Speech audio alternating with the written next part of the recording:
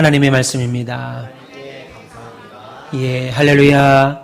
네, 더운 날씨, 또 휴가철인데도 오늘 왜 이렇게 많이 나오셨지? 이렇게 많이 나오셔서 감사하고, 네. 더운 날씨에도 하나님 앞에 나와 예배하는 것이 옳은 줄 알고 나오신 여러분들을 주님의 이름으로 다시 한번 환영하고 축복합니다. 오늘 말씀, 우리가 지금 수요일들은 계속해서 야고보서 강해를 하고 있습니다. 오늘은 19절부터 21절 말씀을 가지고 말씀을 나눌 터인데요. 오늘 말씀은 특별히 직분자로, 특별히 신자로 주님의 몸된 교회를 세워가고 섬기는 저와 여러분들이 기억하고 행해야 되는 말씀을 오늘 본문이 이야기하고 있습니다. 오늘 사도 야고보는 기독교의 진리를 아주 쉽게 이야기하지요. 19절에 내 사랑하는 형제들아 라고 말하면서 하나님의 백성들인 성도들을 향한 사랑을 보여줍니다. 이거 이미 몇 주 전에 이 이야기에는 말씀을 드렸습니다. 그리고 말하기를 사랑하는 내 형제들아, 사랑하는 가오미스의 별님들아, 사랑하는 성도들아 라고 말하면서 뭐라고 이어 말합니까? 사람마다 듣기는 속히 하라, 말하기는 더디하고 성내기도 더디해라 라고 말합니다. 여러분, 이 말을 들으면 이게 무슨 기독교의 독특한 진리가 될까 의심이 들 정도로 쉽지요. 여러분들이 지금 19절을 읽으시고 야, 이게 무슨 말이냐, 이거 지금 뭔 말이지? 사람마다 듣기는 속히 하고 말하기는 더디하고 성내기도 더디하라는 말, 도무지 이게 무슨 말인지 이해하기 어렵다, 너무 힘들다라고 하시는 분 없을 겁니다. 사람마다 듣기는 속히 하라, 그리고 말하기는 더디하라, 그리고 성내기도 더디하라 라고 말합니다. 오늘 먼저 뭐라고 말합니까? 사람마다 듣기에 속히 하라 라고 말합니다. 사람마다 듣기에 속히 하라 라고 하는 말은 사람과의 관계에서 다른 사람의 말을 잘 들어줘라, 다른 사람이 뭐라고 얘기하는지 잘 듣고 인간관계를 좋게 쌓으라 라고 하는 의미보다는 하나님의 백성으로서의 하나님의 말씀을 듣기에 빨리 먼저 신속하게 하라는 겁니다. 이 말씀은 다른 사람들과 대화할 때 그 사람들의 말을 잘 들어줘라 이 말이 아니고, 원뜻은 사람마다 듣기는 속히 하라, 이 말은 신자들에게 지금 하는 말이에요. 그러니까 듣는다라고 하는 말은 하나님의 백성으로서 하나님 말씀을 듣기에 먼저 신속하게 하라. 그리고 그 결과 하나님 말씀을 들었고 알았고 깨달은 우리들은 그 결과로 말하는 것은 좀 기다리고, 내가 먼저 말하고 싶어도 좀 기다리고, 또 모두 참으라는 거예요. 화내는 거, 성내는 것도 좀 참으라. 이것이 성도의 거룩한 삶의 기초라고 하는 말입니다. 신자라면 응당해야 되는 것은 하나님의 말씀을 듣는 것은 속히 듣고, 그 다음에요, 자기가 말하는 것은 조금 더디하고, 그리고 화내는 것은 더 참으라. 이것이 신자의 거룩한 삶의 기초다라고 오늘 야고보 사도는 말하는 겁니다. 성경이 말씀하시는 거룩함 안에서 사는 삶은 우리가 아는 것처럼, 기억하는 것처럼 사흘 밤낮을 막 철야 기도하고 40일을 금식하는 데 있지 않습니다. 평범한 삶에서 우리가 익히 살고 있는 이 삶에서 변화하는 거죠. 예수님의 12제자, 예수님의 12제자인 12사도들 가운데 한 사람도 40일 금식 기도를 예수님이 이어서 베드로가 했다든지 요한이 했다든지 하는 말이 성경에 없습니다.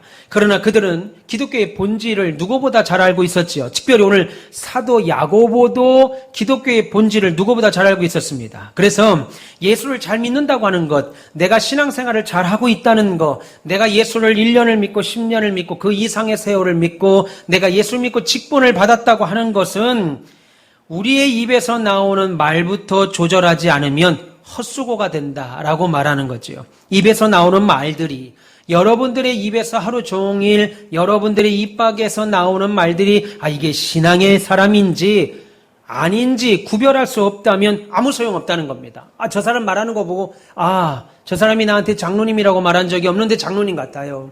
아니, 저분이 슈퍼에 갔는데, 지하철역에, 버스역에 갔는데, 그분이 전화통화하는 것만 봐도, 나한테 권사님이라고 말한 적이 없는데, 권사님 같아요. 예수 믿는 사람 같아요. 텔레비전에 나와서 연예인들이 무슨 얘기할 때, 말하는 거 보면, 감사 얘기하고, 인내 얘기하고, 믿음 얘기하고, 소망 얘기하면, 그가 예수 믿어요라고 말하지 않아도, 신자구나, 알 수 있는 것처럼, 여러분들의 입에서 나오는 말들이 신자인지 아닌지, 저 사람 예수 믿는 사람인가 아닌가 구별할 수 없다면 아무 소용없다는 겁니다.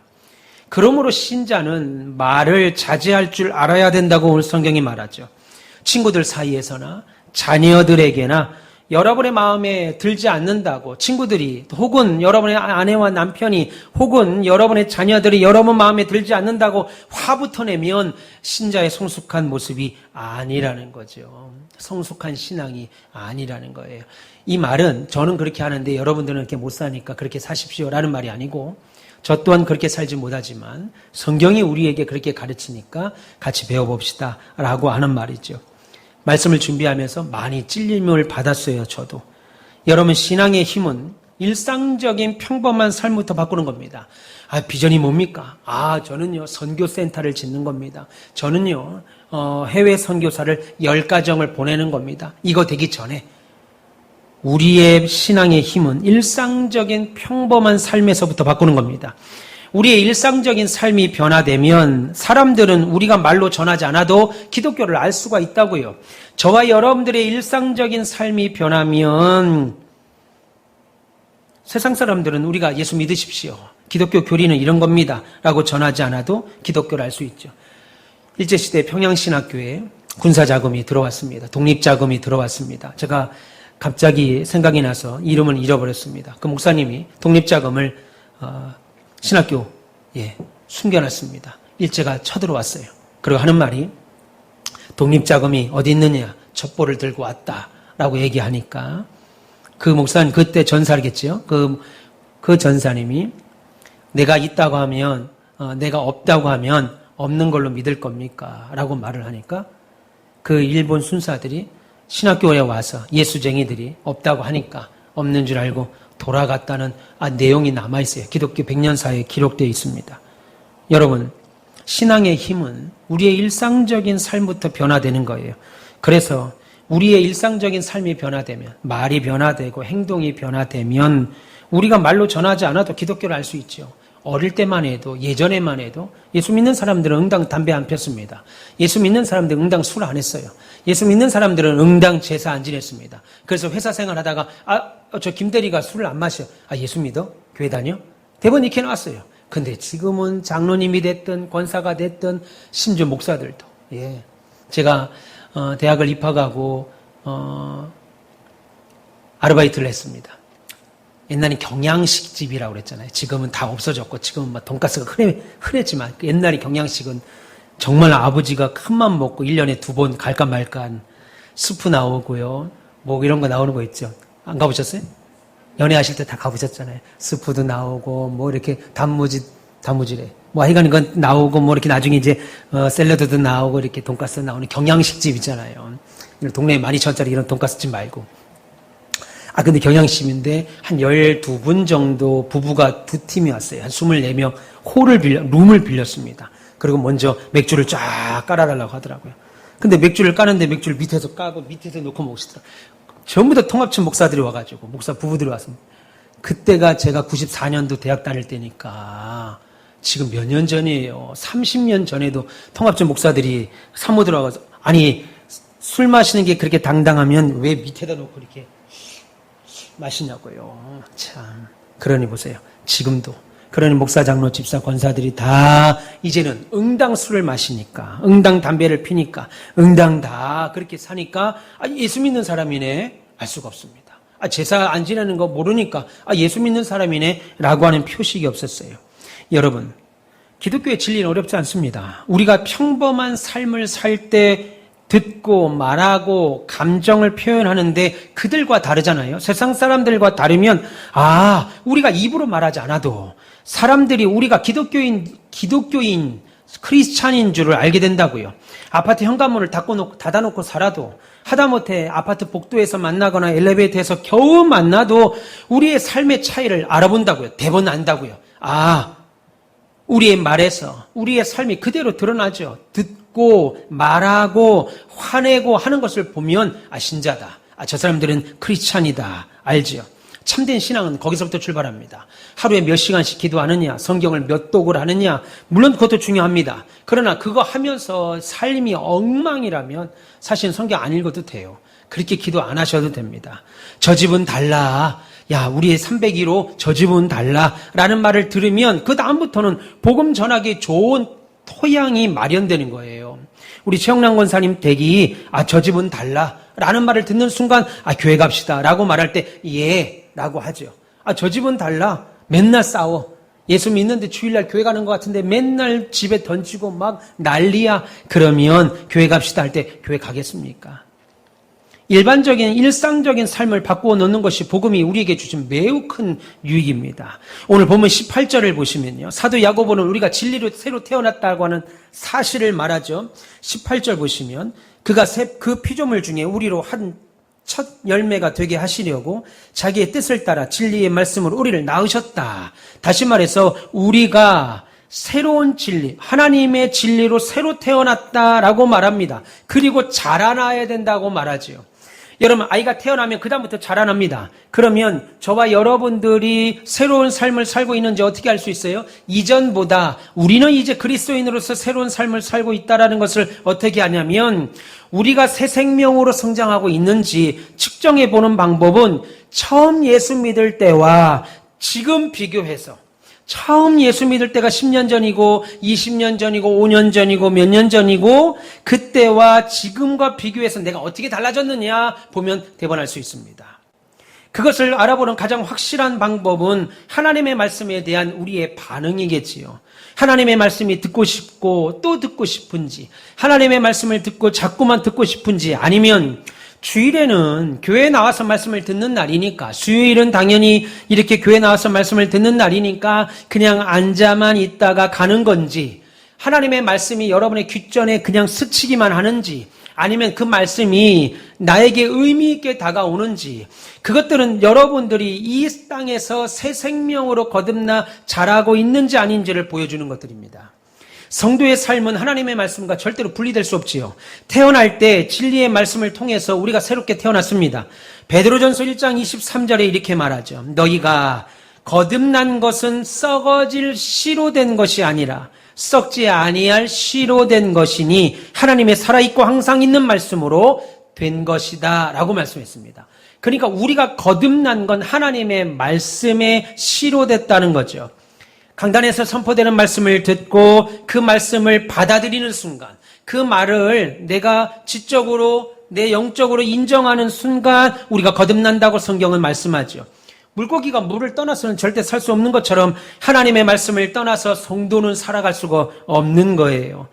신생아가 나자마자 어머니의 젖에 생명이 달려있는 것처럼 영적으로 거듭난 저와 여러분들의 성장은 하나님의 말씀이라고 하는 영적인 젖에 달려있습니다. 그래서 베드로 사도가 또 뭐라고 그래요? 베드로전서 2장 2절에 갓난 아기같이 신령하고 순전한 젖을 사모하라. 이는 이로 말미암아 너희가 구원에 이르도록 날마다 자라게 함이라. 그렇게 말합니다. 하나님의 말씀이 우리를 자라게 한다고요. 하나님의 말씀이 여러분들을 자라게 해요. 내가 믿음으로 살아야지 하는 의지적인 것도 필요하겠습니다만 그 의지적인 것 작심삼일입니다. 오래 못 가요. 말씀으로 거듭나야죠. 따라서 우리가 말씀을 받아들인다고 하는 것은 그리스도인으로 태어난 순간부터 우리가 이 땅에 사는 동안 매우 중요합니다. 하나님의 말씀이 여러분들을 뭐라 그럴까요? 지배하고 있고 하나님의 말씀에 근거해서 살고 하나님의 말씀을 따라 사는 것은 그리스도인으로 다시 거듭난 순간 우리가 이 땅에서 사는 동안에 매우 중요한 일입니다. 이것은 우리의 변화와 직결되어 있죠. 여러분들은 듣기에 속히 하는 그리스도인 되시길 축원합니다. 말씀드렸습니다. 여기서 듣기에 속히 하다는 듣는다는 이것은 하나님의 말씀을 먼저 말하는 거예요. 하나님의 말씀을 듣기에 빠르다 이겁니다. 잘 받아들인다는 거죠. 그리고 말하기는 좀 더디하는, 여기서 말한다는 것은 여러분의 개인적인 생각이겠지요. 그리고 성내는 건 더 더디하는 그리스도인의 삶을 사시기를 축원합니다. 이것은 하나님의 말씀을 얼마나 빨리 받아들이고, 빨리 받아들인다, 이 신속하다는 말이 이제 빠르다는 말인데 뭐라고 표현하냐면 온전히라고 말해야 되겠죠. 온전히 받아들이느냐에 달려 있습니다. 우리 그리스도인은 새로운 목표를 갖고 있는 사람들이죠. 그것을 18절은 피조물의 첫 열매다 그렇게 말합니다. 우리가 이 땅에 사는 동안 목표가 있는데 피조물의 첫 열매가 되는 것이 목표다.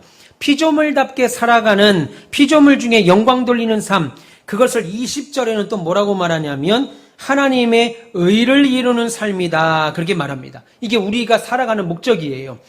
우리가 살아가는 목적 18절에 피조물의 첫 열매가 열매로서 사는 것이고 20절에는 하나님의 의를 이루며 사는 삶이다. 이것이 우리 신자의 숭고한 삶의 목적입니다. 우리는 밥 먹고 살기 위해서만 사는 사람들이 아니죠. 먹고 살다, 먹다 죽는 인생이 돼서는 안 돼요. 우리는 자연인이라고 말하는 세상 사람들은 먹기 위해 살다 죽죠. 먹다 죽어요. 예. 먹기 위해서 삽니다. 내가 잘 먹자고 이 일을 하는 거 아닌가? 그렇게 말하다가 죽어요. 그런데 신자들은 자연적인 생명을 연장시키기 위해서 먹는 것도 아니고 사는 것 아닙니다. 신자로서 우리가 사는 것은 하나님이 바라는 뜻을 이루기 위하여 사는 거예요. 우리는 먹다 죽는 인생이 돼서는 안 되고, 먹지요, 살지요, 그럼에도 불구하고 그것은 하나님의 뜻을 이루기 위한, 오늘 우리 권사님 기도하신 것처럼 하나님을 기쁘시게, 성도를 행복하게, 교회를 교회답게 하기 위한, 하나님의 뜻을 이루기 위한 우리의 삶이 목적이라는 거죠. 그것 때문에 잘 먹는 거죠. 그것 때문에 여러분 이 더운 날에도 병든 닭처럼 그렇게 있지 않도록 여러분들이 그런다는 게 아니라 수박도, 목사가 잘 살고 있는지 수박도 좀 사오고 그러세요. 아니 최소한 권사님들은 좀 그렇게 좀 해야 되지 않아요? 예? 제가 목회하면서 처음으로 목사님 집이 있으셔야 되는데 교회가 빨리 자립해서 목사님 집부터 사셔야 되겠습니다 라고 말한 성도는요, 우리 신장로님 한 분밖에 안 계세요. 박수는 안 하겠습니다. 목사님 집을 사셔야 되지 않겠어요?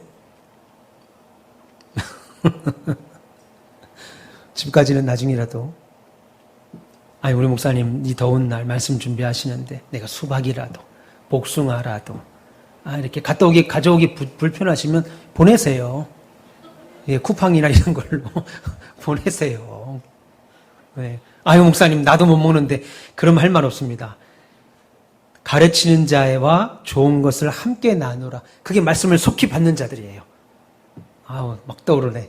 말씀을 가르치는 자와 나도 못 먹어요. 그럴 때 먹는 거예요. 그럴 때 복숭아 2개 사서 하나 목사님, 하나 여러분들. 그러다가 2개 사라는 게 아니라 2박스 사서 여러 한 박스 먹고. 이럴 때 먹죠. 이럴 때 삼복더위를 그렇게 목사님 매주마다 은혜 받았습니다 하면서 삼복더위에 갈비도 한번 사주시고, 뭡니까? 뭐예요?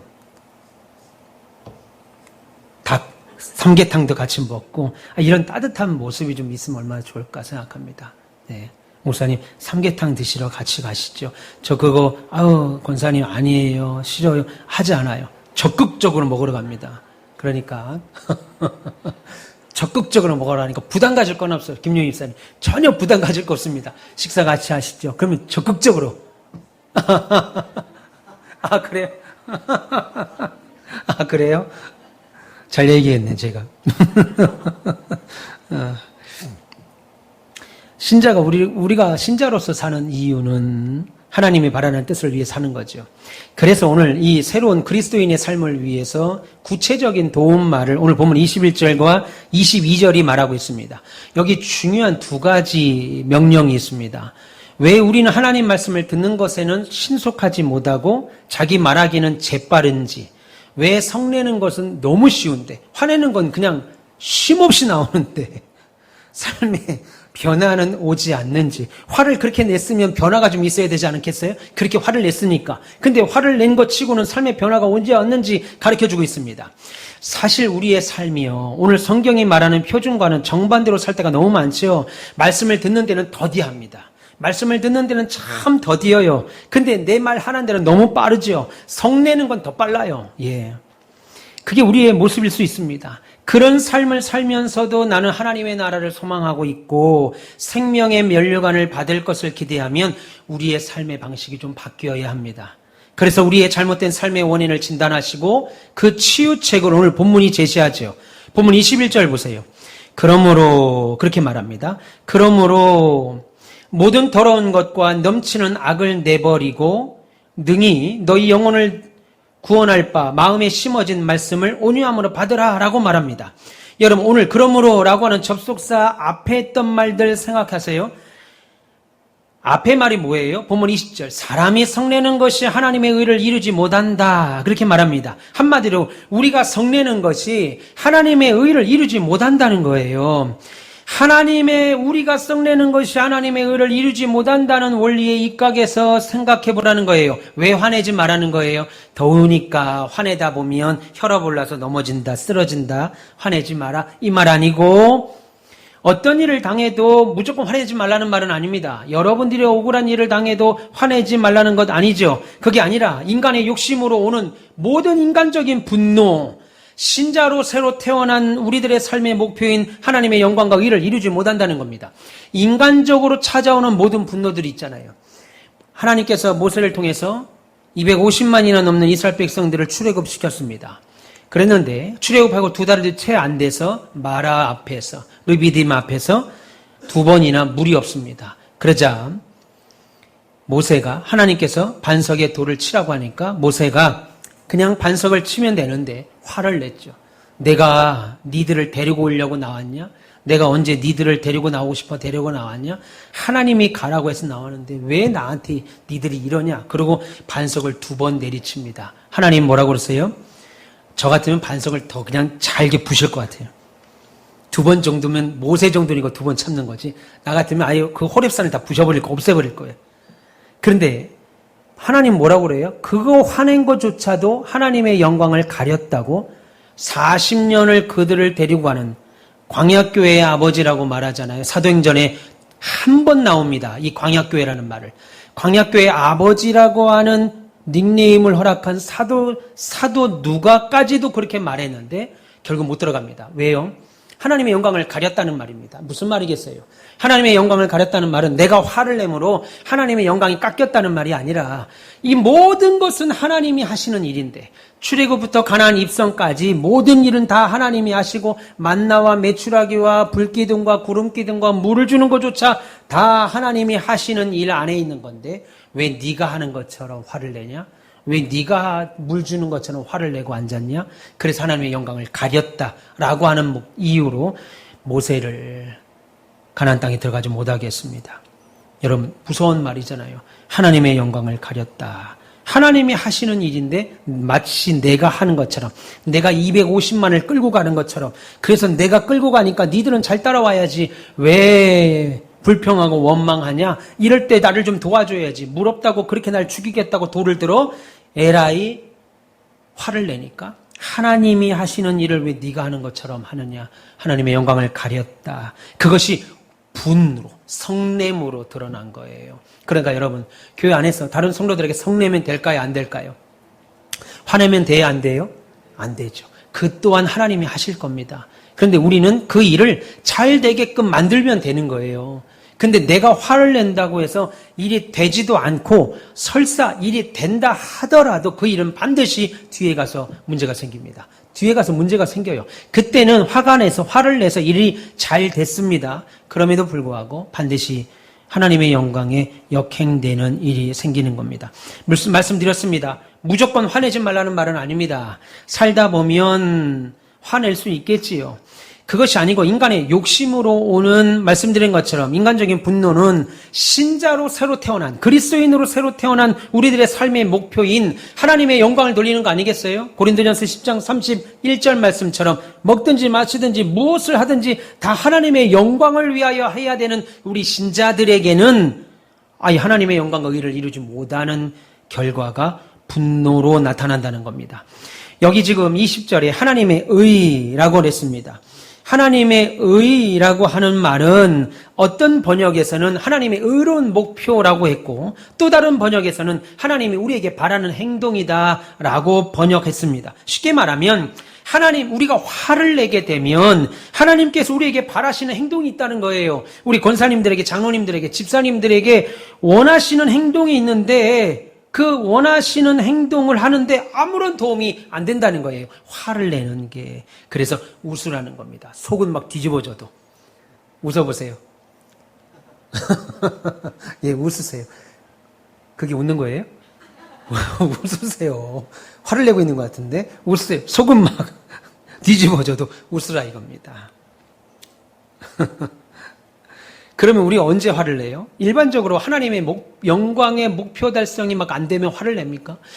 왜 교회가 부흥 안 되지? 왜 하나님의 나라가 이 세상 가운데 임하지 않지? 왜 예수 믿는 사람들이 이 세상에 더 많아지지 않지? 내가 왜 더 많이 기도하지 못하지? 왜 내가 하나님 앞에 더 예배하지 못하고 더 드리지 못하고 내가 하나님 앞에 더 성경 읽지 못하지? 이런 거 가지고 화내시는 분 있어요? 본 적이 없어요. 이런 일로는 화를 내지 않고 왜 목사님이 성경 필사를 시키는 거야? 왜 목사님이 리딩 지저스를 시키는 거야? 매일마다 성경 문자를 맨날 이렇게 보내는 거야? 모르죠. 또 어떤 분이 날 스팸으로 또 막아놨을지도. 우리가 화를 내는 것은 우리의 인생이 내가 바라는 기준에 도달하지 못하면 대상불문하고 화를 냅니다. 자녀들에게도 화를 내고 배우자에게도 화를 내고 부모에게도 화를 내고 다른 성도들에게도 화를 내고 심지어 목사에게도 함부로 말해요. 그러면서도 스스로 어떻게 속여요? 마치 내가 하나님의 의를 이루기 위하여 내가 지금 화를 내는 것처럼 생각을 하죠. 그러나 하나님의 공의를 이루는데 인간적인 분노로는 아무런 도움이 안 된다라고 성경은 말합니다. 이 사실을 생각할 때 어떻게 우리가 해야 돼요? 오늘 첫 번째 명령이 이거죠. 어쩌면 첫 번째 명령은 소극적인 명령입니다. 소극적인 명령, 두 가지 명령 중에 하나는 갖다 버리라는 겁니다. 내어버리라 라고 말하죠. 뭐라고 그럽니까? 모든 더러운 것과 21절입니다. 그러므로 모든 더러운 것과 넘치는 악을 내어버리라 그렇게 말합니다. 이 일을 이루기 위하여 하나님의 의로운 목표, 의로운 의를 이루기 위하여 두 가지 명령 중에 하나는 소극적인 명령인데 하나는 내다버리는 겁니다. 뭘 내다버려요? 모든 더러운 거, 넘치는 악을 내다버리라 이렇게 말합니다. 성경은 그리스도인의 삶에 대하여 버리는 작업을 먼저 하라고 합니다. 여러분 교회 나오면 일단 세상에서 살던 지금까지 들었던 이야기 내버려야 돼요. 세상 이치라고 그러죠. 이렇게 해야 성공해, 이러해야 잘할, 이러해야 좋아 라고 하는 생각부터 먼저 버려야 돼요. 그거 가지고 있으면 하나님의 새로운 말씀이 들어갈 자리가 없습니다. 세상 이야기로 가득 차 있으면 하나님 말씀이 들어갈 자리가 없다고요. 그래서 예레미야 4장 3절은 이렇게 말하죠. 여호와께서 유다와 예루살렘 사람에게 이같이 이르노라. 너희 묵은 땅을 기경하고 갈아엎고 가시덤불에 파종하지 마라 라고 말합니다. 가시덤불 속에 여러분 씨앗을 뿌려서 뭘 거둘 수 있겠냐는 말이죠. 호세아 10장 12절에 이렇게 말합니다. 지금이 여호와를 찾을 때니 너희 묵은 땅을 기경하라. 그러므로 하나님께서 우리의 심령에 찾아오시기 전에 우리가 해야 될 일은 우리 속에 가득한 나의 생각들을 다 뒤집어 버리는 겁니다. 특별히 예배 시간에 나오면 무슨 일이 있든 아무리 중요한 일이 있든 잊어버리세요. 비우지 않으면 하나님 말씀이 들어갈 자리가 없습니다. 신약도 말하죠. 에베소서 4장 22절에 너희는 유혹의 욕심을 따라 구습을 쫓는 옛사람을 벗어버리라 그렇게 말합니다. 벗어버리는 작업이 필요하다고요. 옛사람을 따라서 살았던 구습들을 벗어버리라. 헌옷 벗지 않으면 새 옷 못 입잖아요. 예배의 자리에 나오셨으면 입고 오신 헌옷 벗어버리고 주님이 주시는 새 옷 입고 돌아가야 됩니다. 하나님의 말씀 입어야지요. 에베소서 4장 24절에 오직 심령으로 새롭게 되어 하나님을 따라 의와 진리와 거룩함으로 지으신 새 사람을 입으라 라고 말합니다. 그래서 여러분 예배 시간은요. 옛 옷 벗어버리고 새 옷 갈아입는 시간입니다. 여러분들이 매일 사용하는 스마트폰도 용량이라는 게 있잖아요. 그 한계에 다다르면 사용했던 것 지우라고 합니다. 지금 있는 용량 지우십시오. 그래야 공간이 생겨야 다시 사진을 찍습니다. 동영상을 넣을 수 있습니다. 문서들을 받을 수 있습니다. 라는 말이 나오잖아요. 그러니까 가득 차 있으면 더 이상 들어갈 자리가 없다라는 겁니다. 그러면 우리가 무엇을 버려야 되겠어요? 예수님 모르고 살던 삶의 태도를 버리라는 거죠. 예수님 없을 때 살았던 삶의 태도들, 믿지 않는 사람들이 좋아하는 것들 벗어버리라는 거예요. 성경을 보면 아주 구체적으로 말합니다. 옛 습관들을 버리라고 말하죠. 사욕, 탐심, 할 것 없이 욕심이 사업터나 가정이나 자녀나 심지어 교회에도 가득가득 우리의 사심들, 욕심들이 차 있으면 그것을 향한 하나님의 말씀이 들리지 않죠. 내 욕심이 꽉 차 있는데 그 욕심을 버리라는 말이 하나님 앞에 그 말씀이 들려오겠습니까? 내가 가진 나쁜 습성은 나뿐 아니라 오늘 성경이 뭐라고 그래요? 그것이 넘친다고요. 내가 갖고 있는 악한 습성들은 그것이 차고 넘쳐서 다른 사람들에게 피해를 준다라고 말하죠. 21절 보세요. 그러므로 모든 더러운 것과 넘치는 악을 버리라 그렇게 말합니다. 악은 이만큼만, 나 요만큼만 해서 여기 주머니만 넣겠습니다가 안 되고 차고 넘친다 이겁니다. 그래서 다른 사람에게 피해를 주지요. 그런 것들 전부 다 내다버리라 라고 말씀하시죠. 하나님의 의를 이루는 삶을 살려면 먼저 다 내다버리라 그 이야기를 하고 있죠. 그래서 본문 21절에 모든 더러운 악과 넘치는 악을 내다버리라 라고 오늘 본문은 짧게 얘기했지만 그 구체적인 내용들을 골로새서 3장 8절은 이렇게 말합니다. 이제는 너희가 이 모든 것을 벗어버리라. 곧 분함과 노여움과 악의와 비방과 너희 입에 나오는 모든 상스러운 부끄러운 말이다 라고 말합니다. 여기서도 분노를 말하죠. 화내는 거, 그리고 노여워하는 거, 악한 거, 남 뒷담화라고 그러죠. 비방하는 거, 너희 입에 부끄러운 막 욕하는 거 있잖아요. 상스러운 말 싹 다 갖다 버리라 이겁니다. 하나님은 뭐라고 그랬어요? 쓸모없는, 여러분의 쓸데없는 말 한마디도 하나님은 들으신다 라고 그랬습니다. 길을 가다가 뭐에 걸려 넘어졌습니다. 그럼 어떻게 해야 돼? 주여 감사합니다 라는 말 대신에 이거 쓸데없는 말 한마디도 하나님 다 기억하신다는 거예요. 그러니까 오늘부터 뭐에 걸려 계단에 딱 넘어질더라도 어떻게 해야 돼요? 감사합니다 주님 이렇게 말씀하세요. 속은 막 미어 터져도 말을 하지 마시고 그냥 강아지부터 튀어나가는 거예요. 18 강아지 별거 그렇게 하지 말라는 거예요. 운전하실 때 다른 사람이 껴들잖아요. 그럼 저런 하지 마시고 바쁜가 보구나 저분이 양보하세요. 그냥 싸움 뭐 하겠어요. 그냥 사고 안 나면 됐지요. 양보하세요. 그냥 다 양보하세요. 다 양보하세요. 그렇게 쉽게 양보하실 수 있는 방법이 있어요. 목사님 나는 양보가 너무 어려워요. 운전할 때 양보하는 방법이 있습니다. 우리 교회처럼 랩핑을 하고 다니세요. 우리 교회 랩핑을. 그러면 양보가 쉬워요. 양보가 쉬워. 수용차고 뭐고 다 랩핑하고 다니세요. 그러면 양보를 안 할래 안 할 수가 없어요.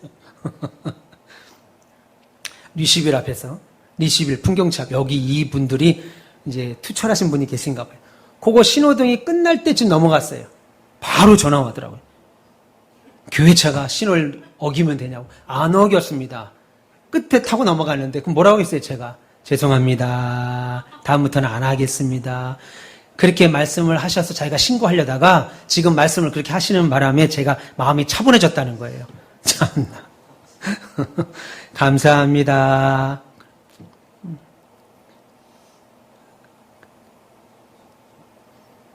그럼 뭐라고 하겠어요? 전화 끊고. 교회다 전화했더니 목사인지 누군지 몰라도 어떤 사람이 전화를 받았는데 미안합니다. 라고 좀 말해서 내가 화를 내려다가 참았다. 얘기 안 하겠습니까? 예수 믿는 사람이 그 정도는 돼야지 라고 안 하겠어요? 똑같이 반응해봐야 피해만 봅니다. 그리고 또 뭐라고 그래요? 골로새 3장 8절에 자신의 모든 더러운 습관을 갖다 버리고 모든 옹졸함을 내버리라. 여러분 마음속에 속 좁은 분들이 있죠. 마음이 꼬여있는 분들. 남의 좋은 거 못 보고 좋은 말 안 나가는 사람들. 마음이 아주 그냥 밴댕이 좁은 분들. 이거 성경에 뭐라고 그래요? 골로새서 3장에 말해요. 다 갖다 버리라는 거예요. 제발. 이 밴댕이들아 다 버려라. 이 말하는 거예요. 여러분들에게 하는 거 아닙니다. 웃는 분들은 자기가 밴댕이라고 생각하시는 것 같은데, 그런 여러분들에게 하는 소리 아니고, 옹졸함을 내버리라. 제발 좀. 이렇게 말하잖아요. 너희들의 모든 더러운 습관과 모든 옹졸함을 좀 버려라. 그러니까 예수 믿는 사람들은 대범하라 이겁니다. 큰 마음, 넓은 그릇. 그러면 뭐 다툴 일이 없지요. 그러니까 하나님께 받은 새 생명을 손상하는 것 전부 다 갖다 버리라는 겁니다. 그런데 세상 보면 더러운 것, 악은 항상 넘치죠. 선한 것들은 우리에게 잘 안 넘치는데 악한 것은 늘 넘칩니다. 그래서 여러분, 나쁜 것은 연습할 필요가 없어요.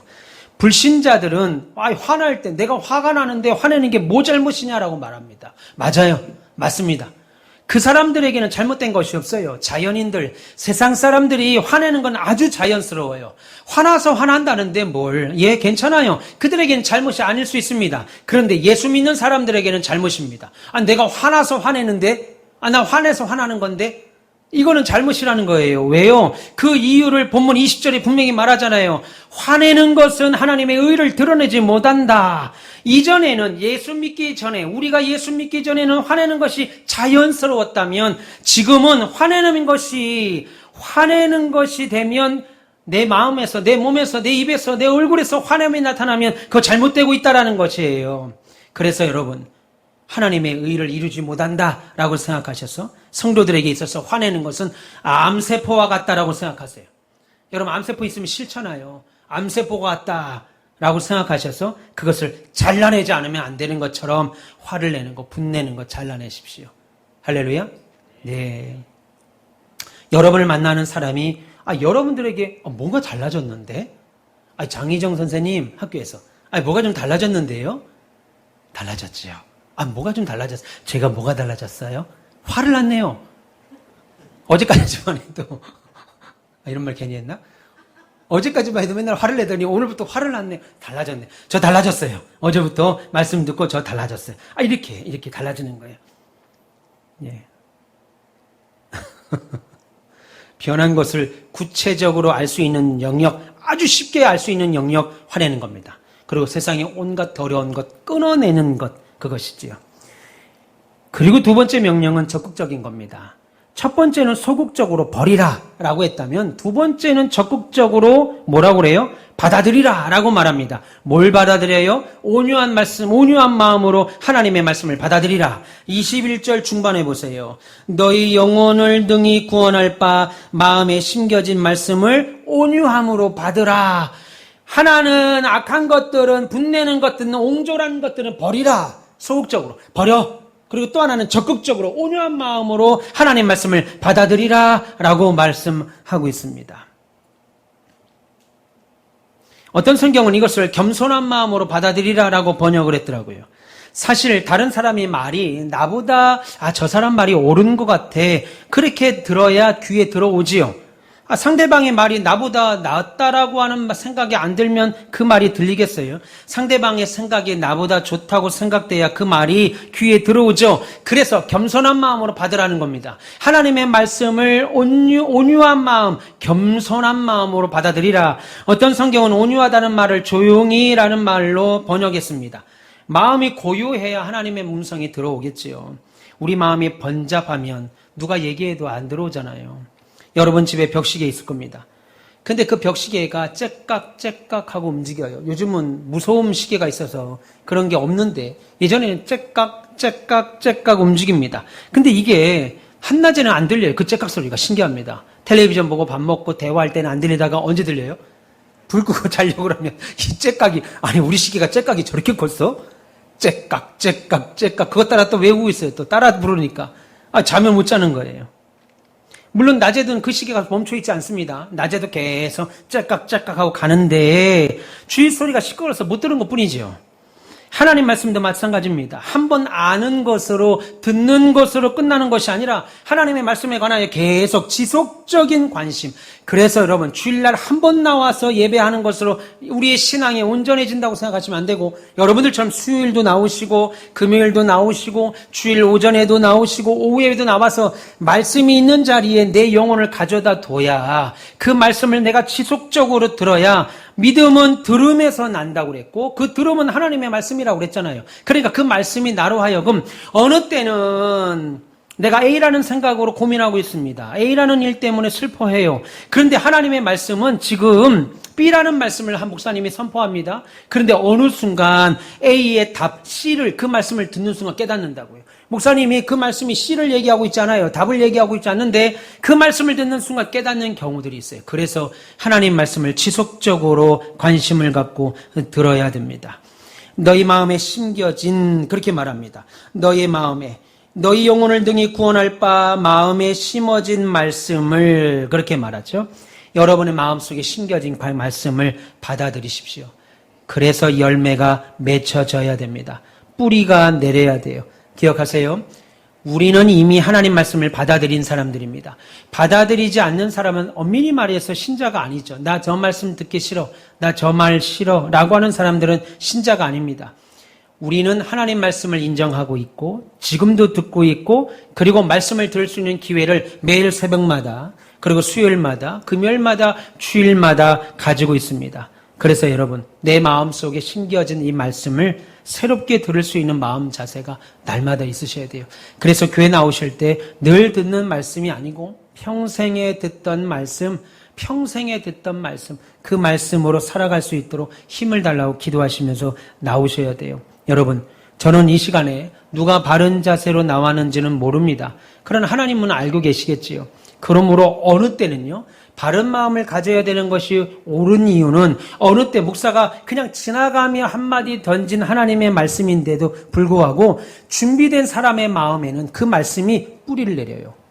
저는 꼭 이 사람이 들어야 된다. A라는 사람이 꼭 들어야 돼 라고 의도하며 말씀을 전하지 않았는데 그 말씀을 듣는 순간 그분이 어느 순간 준비된 마음 그것을 누가복음은 좋은 밭이라고 그랬죠. 그 좋은 밭으로 준비된 사람은 그냥 목사가 지나가면서 던진 말일 수 있는데 준비된 사람 마음에 뿌리를 내리고 열매를 맺혀서 그의 삶을 바꾸게 만든다고요. 우리 하나님은 준비된 사람 마음에 역사하는 분들입니다. 여러분 마음속에 심겨진 말씀을 항상 새롭게 듣겠다는 자세가 필요합니다. 사랑하는 여러분, 여러분의 마음에 심겨져 있는 하나님의 말씀이 여러분들의 가운데 열매를 맺고 꽃을 피워서 여러분들이 부디 그리스도인의 아름다운 성격을 이루어가는 은혜가 있으면 좋겠습니다. 그건 저도 그렇고 우리 모두가 그런 분들이 됐으면 좋겠습니다. 사랑하는 우리 가운데서의 별님 여러분, 오늘 말씀에 붙잡혀 사셔야 돼요.